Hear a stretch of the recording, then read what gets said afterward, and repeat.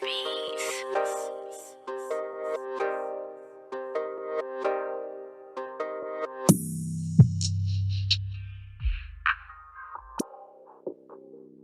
Yo, what's up, YouTube? This is your man Junior, aka Smoking Guns, out here in Tucson, Arizona, representing the Ultimate Fight Club, giving you the latest content in boxing and MMA news that is out. So, this is the first video of the year, and this video is going to be on a potential fight between Devin Haney versus Lomachenko, with Devin Haney being able to defend his undisputed status for the second time. Now, the main reason I say potential upcoming fight with Devin Haney versus Lomachenko is just for the simple fact is that Bob Arum has came out stating that he is still trying to iron down a date and a location for the fight. And it trips me out, like, how is it that they're still trying to iron down a date and location for the fight? Now, Devin Haney, he came out in December 12th with a tweet stating that he wanted to fight before Ramadan. And he also stated in that tweet that it seems like Bob Arum and Top Rank are trying to push that fight back until May. And we all know that that would put Devin Haney at a disadvantage, just for the simple fact is in April, he has his Ramadan. Now, if his fight camp is going to be during Ramadan, where he cannot eat from sun up to sundown, that means during his fight camp, he'll have to do everything that he can to be able to preserve his energy and strength without being able to eat any food while he's putting himself through grueling ass training for a fight camp.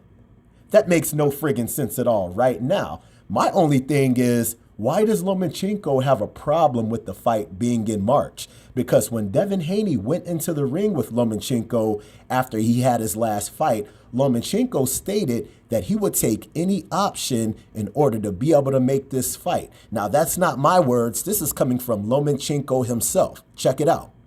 You've said that you are willing to make any concession that Devin Haney wants to make this fight. How bad do you want this?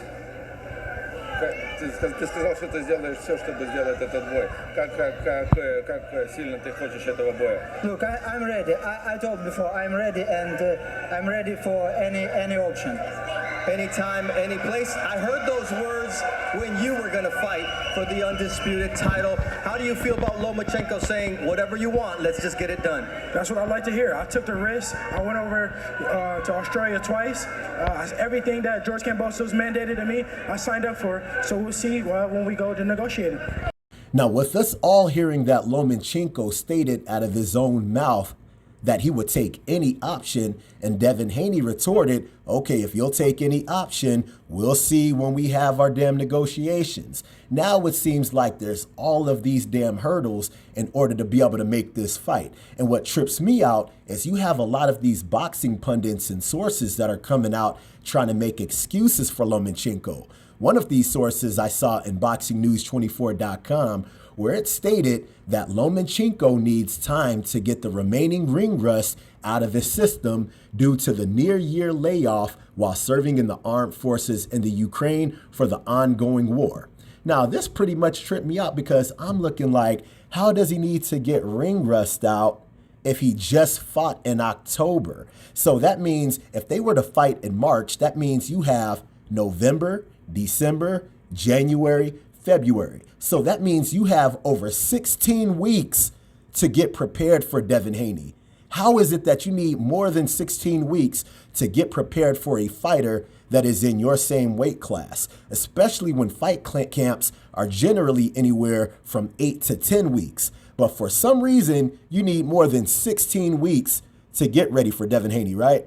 Okay, it's whatever. Now, the only thing that trips me out again with the ring rust is that there's been times when he's been out way longer since the war and this fight that he had with Jermaine Ortiz. One of those times was when he fought Teofimo Lopez. Now, when he fought Teofimo Lopez in October of 2020.